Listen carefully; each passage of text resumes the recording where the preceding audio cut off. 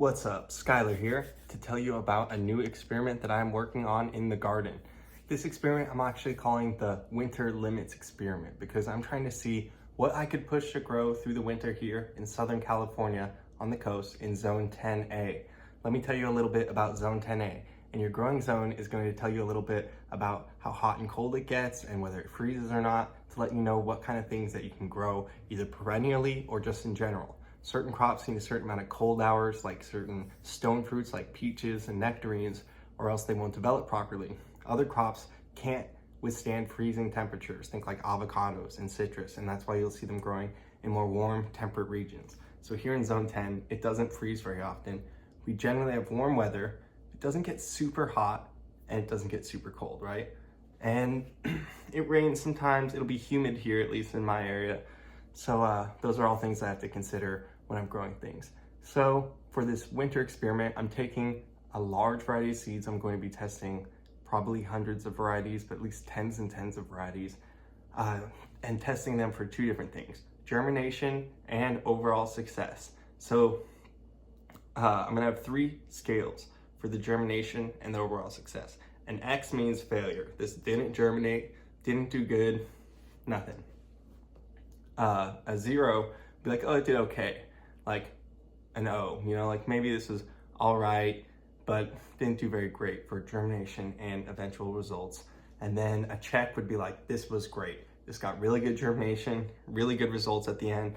And so I'm gonna be keeping the log and I'm going to be sharing that with all of you for all these different varieties that I'm growing. And whether you live in a similar growing zone, and this will directly apply to your garden, or you just live in a place that's really snowy and wintry and you want to live vicariously through somebody that still has a green garden at this time of year, thankful, then, feel free to follow along. And let's check out the first things that I have sprouted for this winter. Some of them are things that I'm pretty sure I know are going to do well, like brassicas. Brassicas tend to grow really well through the winter here. So all my broccolis, cauliflower, and stuff like that, spinach and greens, mustards, kales, arugula, all that kind of stuff is going to grow really well, I think. And then I'm testing flowers. I'm focusing my testing on the flowers on ones that can tolerate a little bit of frost. These are the first varieties. I'm just going to try to test those ones and see if they'll sprout. So far, so good. Everything is sprouted except for my asters. I planted two different varieties of asters and neither one of them sprouted. So maybe it is now officially too cold, too wintry for aster flowers. There's certain things that I know I can grow here, but they tend to not do well, like sunflowers, for instance. I can grow them through the winter here, and I might throw a couple out wild in my big garden, but I'm not going to waste my pot space growing them. They don't develop to their full potential. They're ending up being smaller, squatter, with more disease on the leaves. So you don't get that same boisterous, healthy sunflower out here in the winter. So I'm going to focus on things that I can hopefully grow out well during the winter here. And let's go check out the first round of seedlings and see how things are growing out there. And you guys can see what I'm talking about. All right. First, let's take a look at those asters. This is an aster I planted several months ago. You can see it's starting to not do so well. There's some wilt on the leaves and some different problems going on. It's not because I'm not watering it, it's just because the weather is starting to change. And so that's a good sign that maybe it's not time to be planting those anymore. Sunflowers, you can see the same thing, leaf damage, and we're seeing powdery mildew at this time of year because it's so cold and so wet. So after this round finishes off, I'm not going to give them any more pot space. All right, let's see. First round of seedlings. We've got a lot of brassicas. I've already showed you these in another video, but just go over it again. We got some different cabbages, got a cauliflower, Long Island Brussels sprouts, lacinato kale, and spinach. So far, everything is sprouting pretty well. We've got black carnations, viola brushstroke pansy, and different kinds of peas, and basil back there even as well. So I'm showing there is a lot of variety of stuff that you can be sprouting at this time. Check out some more things. I've got some different bean varieties going over here. I've got dill.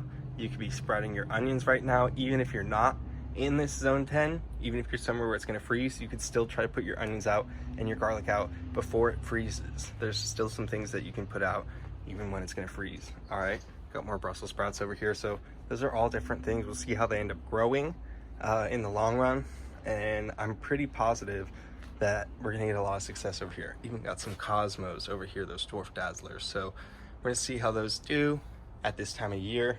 Normally they grow really well out here, so if those struggle, probably won't do another round. That's going to be the way it goes. Once something starts to not perform, I'm going to take it out of the list and try to see what can make it all the way to next spring. I've got one more zone of seedlings over here, so let's check it out.